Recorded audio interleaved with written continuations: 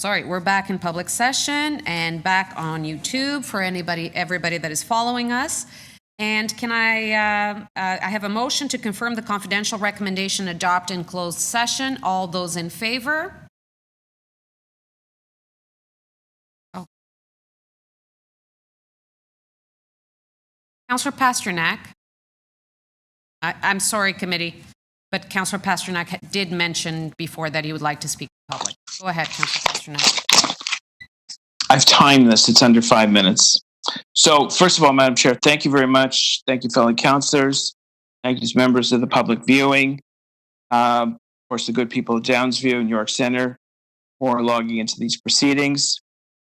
We're talking about Downsview Park here, and I've had the opportunity on many occasions to visit Downsview Park. I've joined Mayor there on Canada Day celebrations. I've attended local barbecues, including those of elected officials of all political stripes, cultural events, charity dinners, giving out free turkeys at the market there at Christmas time with the mayor. And I represented the area as a local school board trustee. And during that time, we established the Afrocentric Alternative School, which sits right across the street. It is a wonderful park, a wonderful community, and of course, a wonderful part of Toronto. Now has high-level transit, 3 subway stops and a GO stop, and it has a great opportunity for a great future. But for too long, far too long, the Downsview local neighborhoods have been disappointed in the City of Toronto and federal planning outcomes that this transformational park that they were promised is turning into a subdivision. And I don't think any affordable housing was ever included in those plans. It's certainly not to my knowledge. So there's been an enormous disconnect over the years, over the decades, between the local community and the custodians of the park. And this was to be a world-class urban green space, a park of unique design that would not only serve the local community, but also attract people from all across Toronto and the GTA. And yet, after all these years, while there has been some progress made, and I enjoy going there, we're still not there at that level. So the governance and operating model of selling off sections of the park to pay for operations is deeply flawed and would occur in no other federal, provincial, or municipal park in Canada. We don't sell sections of wildlife reserves to pay for visitor centers, staffing, or roads. We don't sell off green space or biodiversity habitats to pay for washroom facilities or water infrastructure. The model of selling off parts of Downsview Park under the Downsview Secondary Plan to pay for operations is unsustainable. Developers will always try for maximum value in real estate, and that's their mission, and I understand it. But let's be clear. Outside of the debate of social justice issues and programs in the city, land use is the biggest battleground in the city. It's been 10 years since the City of Toronto City Council has adopted the Downsview Secondary Plan, which had a community center included. And while the federal crown corporations over the years and developers have partnered with them and generated hundreds of millions of dollars from various real estate transactions, the community center is not yet built.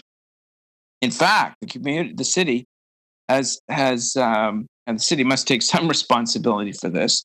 The funding of the design work has been there for years, and yet they haven't even done the design work for this community center.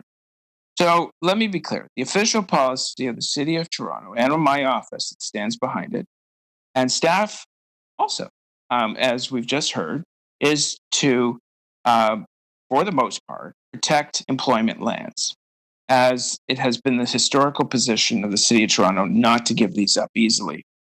The problem before you, and this is going to keep coming back for years, this is a long-term plan. The problem before the planning committee and members of staff go beyond disappointments of the past. The optics here of a massive application, which is chief plan is correct, it's not yet before us, is being rushed. And we have to make sure that our local school boards have planned the area appropriately and that any community built have a daycare, community center, seniors resources, more parkland trails, cycling network to ensure this is a complete community. And of course, we must always explore affordable housing options. a safe and green, and not another hodgepodge of development. We should add more green space, not less. So we need to consult with the local community in person. Current rush, minimalist Zoom consultations in town halls during the pandemic, during the sleepy days of summer, are insufficient, unworkable, and not fair to the local populations. The speed at which this is going means other planning priorities will be sidelined, and that the social and medical challenges of the day cannot be adequately addressed.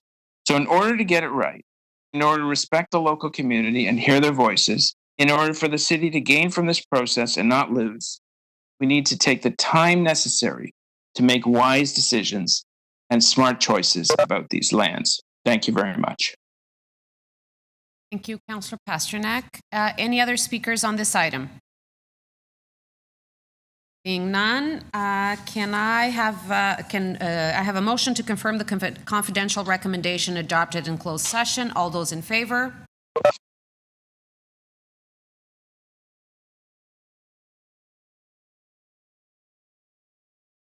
Okay, that carries. Adopt item as amended. All those in favor? And can I see that carries? Okay, members, we do have something that we need to correct. On item 2, we actually moved the report, but there was a supplementary report, which is actually what we had to move and approve. So with your indulgence, I have moved a motion that we reconsider item 14.2. All those in favor? That carries. And now we move the supplementary report for adoption. All those in favor? And that carries. Okay, and that concludes our business for today. Members, thank you. Staff, thank you so much. Everybody that joined us to make their deputations, thank you. And everybody following us on YouTube, thank you so much. Have a great afternoon. All right, take care.